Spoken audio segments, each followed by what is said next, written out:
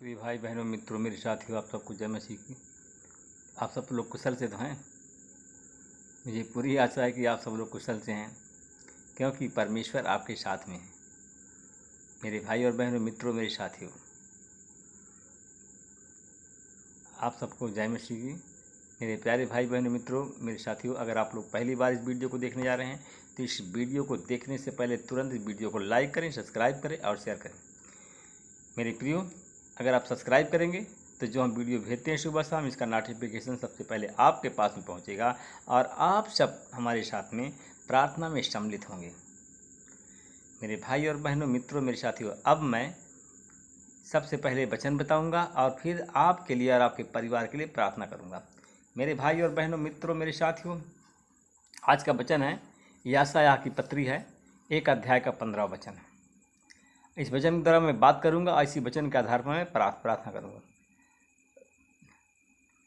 आज के वचन है यशायाह 1 अध्याय का 15 वचन। जब तुम मेरी ओर हाथ फैलाओ तब मैं तुमसे मुंह फेर लूँगा। तुम कितनी भी प्रार्थना क्यों ना करो तो भी मैं तुम्हारी न सुनूंगा, क्योंकि तुम्हारे हाथ में खून से सने हुए हैं।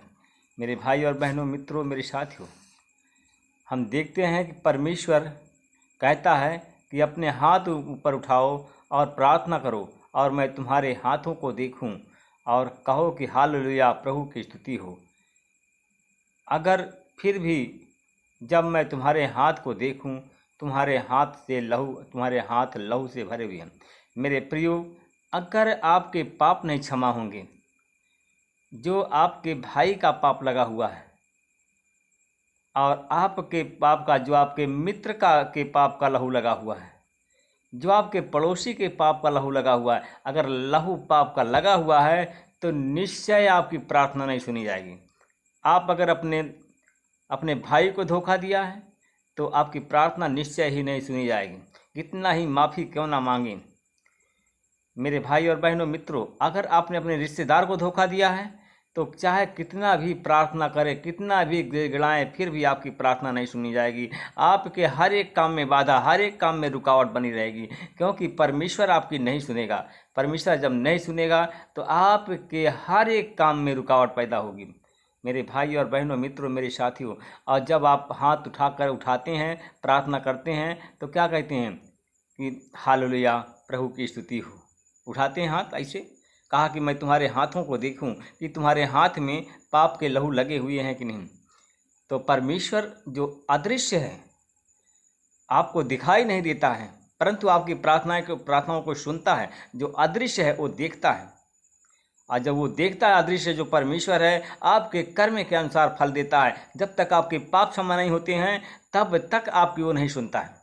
जब तक आपके हाथ के लहू जो लगे हुए हैं, हाथ का लहू नहीं पोंछा जाता है, लहू नहीं धुलता है, तब तक आपकी प्रार्थनाएं नहीं सुनी जाएगी। आपके हर एक काम में रुकावट, हर एक काम में रुकावट, हर एक काम में बाधाएं। आज इसीलिए मेरे भाई और बहनों, इसीलिए आप परेशान हैं, इसीलिए आप मसीह में हैं, फिर भी आपकी प्रार्थनाएं नहीं सुनी जा रही। आप मसीह में हैं, फिर भी आप परीक्षा देते हैं, इसलिए परीक्षा में आप पास नहीं हो रहे हैं। मेरे भाई और बहनों मित्रों मेरे साथियों, परमेश्वर कहता है कि किसके हाथ में लहू है। परमेश्वर कहता है किसके हाथ में लहू है। और मेरे भाइयों मित्रों मेरे साथियों, उसके हाथ में लहू है जो अपने भाई से बैर करता है, जो अपने भाई से बैर करता है, अपने पड़ोसी से बैर करता है, अपने रिश्तेदारों से बैर करता है, जो अपने रिश्तेदारों को धोखा देता है, जो अपने मित्रों को धोखा देता है, उसके हाथ में पाप का लहू लगा हुआ है। अगर आप, एक मोटी मिसाल में है, अगर आप अपने भाई को धोखा देते हैं या अपने रिश्तेदार को धोखा देते हैं, या जिस कलीसिया में जाते हैं उस कलीसिया के सेवक को धोखा देते हैं, तो मेरे प्रियो, आपकी प्रार्थनाएं 100% नहीं सुनी जाएगी, क्योंकि आपके हाथ में पाप का लहू लगा हुआ है। और जो पाप का लहू जब तक नहीं धुलेगा तब तक आपकी बीमारी नहीं जाएगी, तब तक आपके रास्ता की बाधाएं दूर नहीं होगी। मेरे भाई और बहनों मित्रों मेरे साथियों, मेरी बात को ध्यान से सुनें।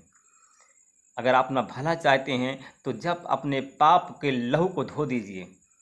अगर आप नहीं धुल सकते हैं तो किसी से मदद मांगिए। या अगर मदद आप नहीं मांगते हैं किसी से, अपने अपनी पूरी स्थिति नहीं बताते हैं तो मेरे प्रियो, आपकी भलाई नहीं हो सकती है। आपका लहू जब तक नहीं धुलेगा तब तक आपके आपके कोई भी काम में सफलता आपको नहीं मिलेगी। ना आपकी कमजोरी जाएगी, ना बीमारी जाएगी, ना लाचारी जाएगी। आपकी सम्मान प्रतिष्ठा हमेशा जाता रहेगा।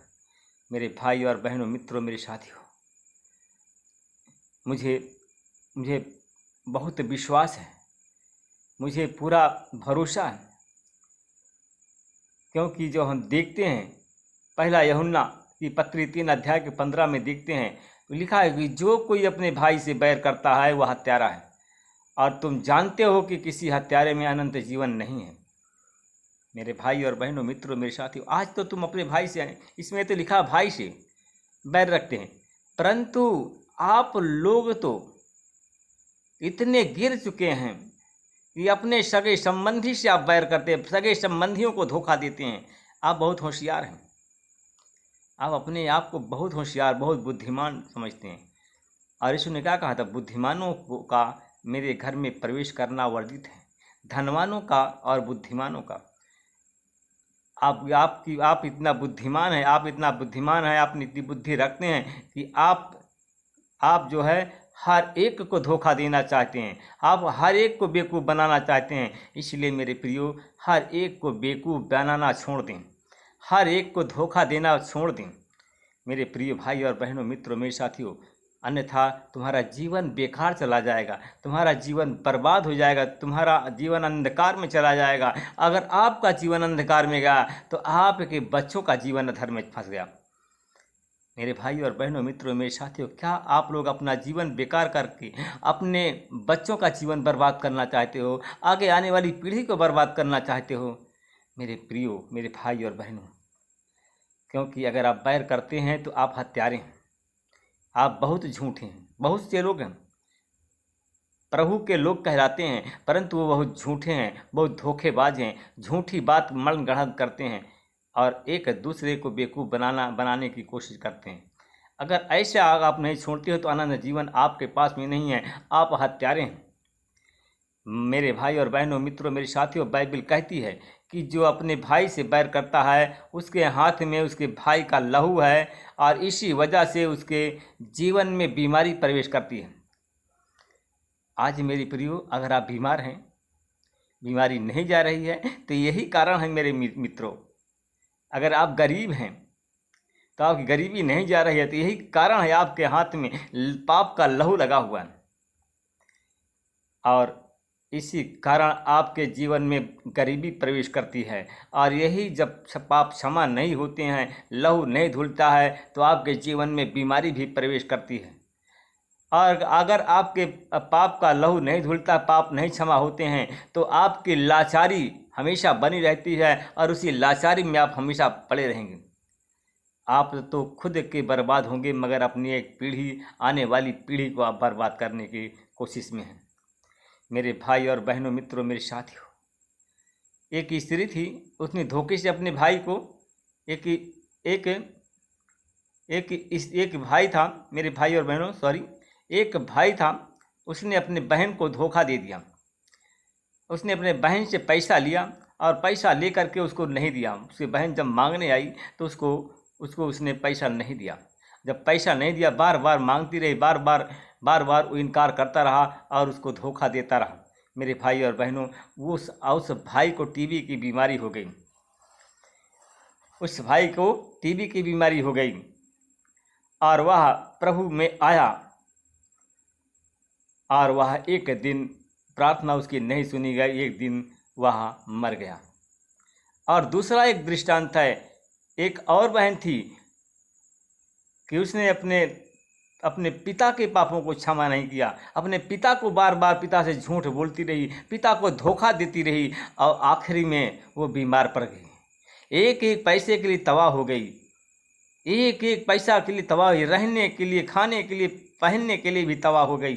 परंतु प्रभु यीशु मसीह को ग्रहण किया, परंतु अपने पापों की क्षमा नहीं मांगी और अपने जीवन को नहीं बदला, और उसकी पीढ़ी तो खराब हुई, मगर आने वाली एक पीढ़ी उसकी और ख़राब हो गई।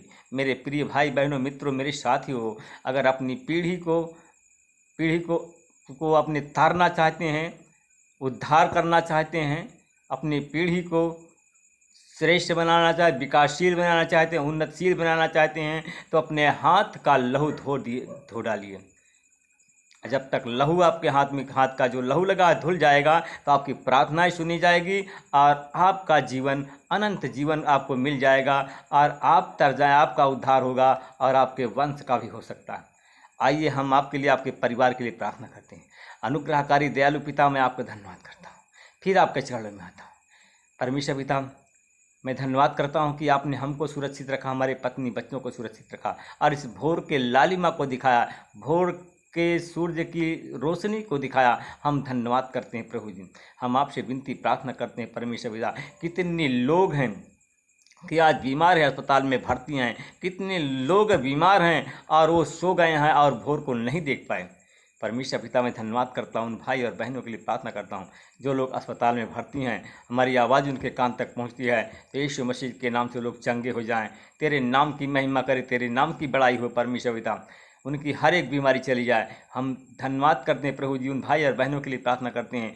कुछ हमारे भाई और बहन हैं जिनके सर में दर्द है, अधकपारी है, दर्द हो रहा है और परमेश्वर पिता दर्द नहीं जा रहा, बहुत दवा का सेवन करते हैं, परमेश्वर पिता दर्द नहीं जा रहा है, तो आज हमारे चैनल परिवार में जुड़ने जा रहे हैं परमेश्वर पिता, और वो जुड़ने जा रहे हैं और उसकी बीमारी को भी आप लेने जा रहे हैं, बीमारी से चंगाई देने जा रहे हैं, बम्बई बीमारी से छुटकारा देने जा रहे हैं। मैं आपका धन्यवाद करता हूँ। उस भाई के लिए मैं फिर प्रार्थना करता हूँ। इस समय उस भाई के हमारे भाई के शरीर में उलझन है, रात में नींद नहीं आती, न दिन में नींद आती है। परमेश्वर पिता, आपने उसको चुना और वो अपने गलतियों की आज क्षमा मांगने जा रहा है। मेरे प्रिय भाई बहनों, अगर मेरे साथ में आप जुड़ गए हैं तो सीधा खड़े हो जाइए, अपने पापों का पश्चाताप करें। अगर आपके इस शरीर में उलझन है, आपको नींद नहीं आ रही है, सो नहीं पा रहे हैं, तो अपने पापों की क्षमा मांगिए। आपके हाथ में आपके भाई का लहू लगा हुआ है, इसलिए कि आपकी नींद नहीं आ रही।